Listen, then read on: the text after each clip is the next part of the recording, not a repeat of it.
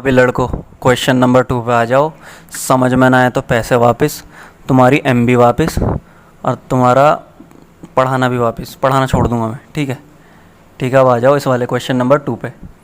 Find the coordinates of the point of trisection. Trisection का मतलब होता है, देखो किसी भी लाइन पर दो पॉइंट ऐसे पड़ेंगे बीच में कि 3 पार्ट में डिवाइड कर देंगे।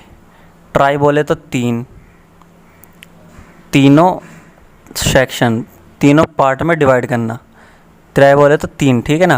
तो 3 पार्ट में ऐसे डिवाइड करो कि बराबर बराबर डिवाइड हो। जैसे ये लाइन सेगमेंट है, इसको जोड़ के एक लाइन बनी 4 -1 और बी के पॉइंट क्या है -2 और -3। बीच में ट्राइसेक्शन मतलब इसे 3 पार्ट में डिवाइड करनी इस लाइन को। एक पॉइंट यहाँ ले लिया, एक यहाँ ले लिया, ठीक है। तो ये 3 पार्ट में डिवाइड हो जाएगी। अगर ये x है तो ये भी x है और ये भी x है, ठीक है। इनके कोऑर्डिनेट बताने, इसका और इसका, तो इसे मान लो P A B, ठीक है। और Q इसके मान लो कोऑर्डिनेट C D। समझ में आई बात। अब मुझे एक चीज़ बता दो, हमें यहाँ सेक्शन फार्मूला जब हम लगाते हैं तो हमें क्या चाहिए होता है? हमें चाहिए होता है रेशो, यानी कि P पॉइंट किस रेशो में डिवाइड करेगा। एक तो ये हो गई लेंथ और एक ये लेंथ हो गई, ठीक है। तो P के लिए निकालो ratio for P equal to, देखो यहाँ से लेके यहाँ तक कितनी लेंथ है x, और यहाँ से लेके यहाँ तक B तक कितनी लेंथ है 2x।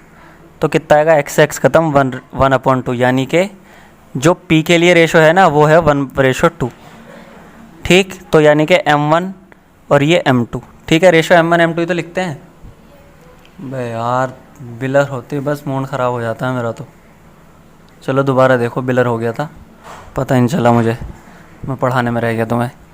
ये देखो जो P है ना, P ये किस रेशो में डिवाइड कर रहा है। एक तो ये लेंथ हो गई और एक ये टोटल लेंथ 2x। तो रेशो फॉर P x/2x 1:2। तो यानी m1 की वैल्यू 1 और m2 की वैल्यू 2। और जो Q पॉइंट है वो किस रेशो में डिवाइड करेगा, तो रेशो फॉर Q निकालो। Q यहाँ से लेकर यहाँ तक कितनी लेंथ है 2x, और यहाँ से लेके यहाँ तक x लेंथ है। तो क्या आएगा 2/1, यानी कि 2:1 आ जाएगा Q के लिए। ये m1 और ये m2। तो सीधा पॉइंट निकाल लो। जब रेशो आ गया हमारे पास तो हम सीधा सेक्शन फार्मूला लगाएंगे। यूजिंग सेक्शन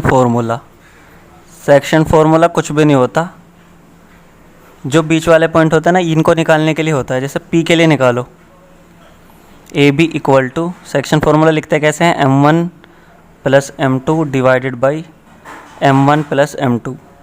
यहाँ पे भी m1 + m2 divided by m1 + m2।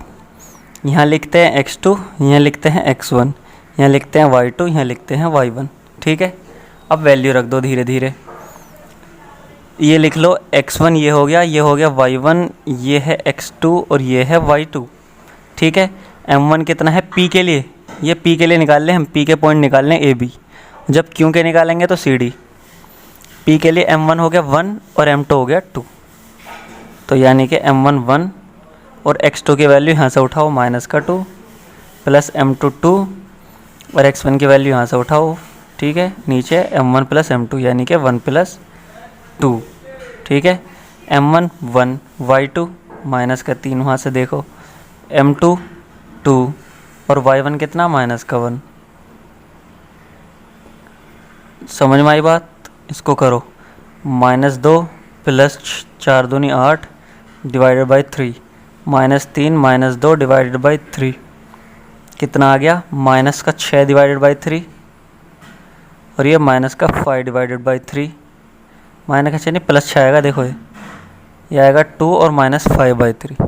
तो P के कोऑर्डिनेट आ गए 2 -5/3। अब निकालते हैं Q के कोऑर्डिनेट। तो Q के कोऑर्डिनेट क्या होंगे, CD इक्वल टू, लगाओ m1 + m2 divided by m1 + m2 और m1 + m2 divided by m1 + m2। फटाफट से ये लिख दिया करो सेक्शन फार्मूला। अब यहाँ लिखो x2, यहाँ लिखो x1, यहाँ y2, यहाँ लिखो y1। वैल्यू डालो फटाफट।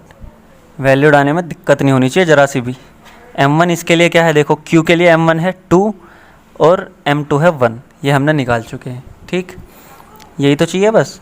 2 x2 की जगह -2 प्लस m2 1 और -1 4 divided by m1 plus m2 2 plus 1। नीचे तो 2 प्लस 1 पहले ही लिख दो। चलो m1 कितना 2, y2 कितना -3 प्लस m2 कितना 1 और y1 कितना -1। ठीक है, अब क्या करो, सोल्व करो इसे यहाँ को। -4 plus 4 divided by 3 -6 -1 divided by 3 ज़ीरो आ जाएगा और ये आ जाएगा -7/3। क्यों के कोऑर्डिनेट ये आ गया, बस ख़त्म।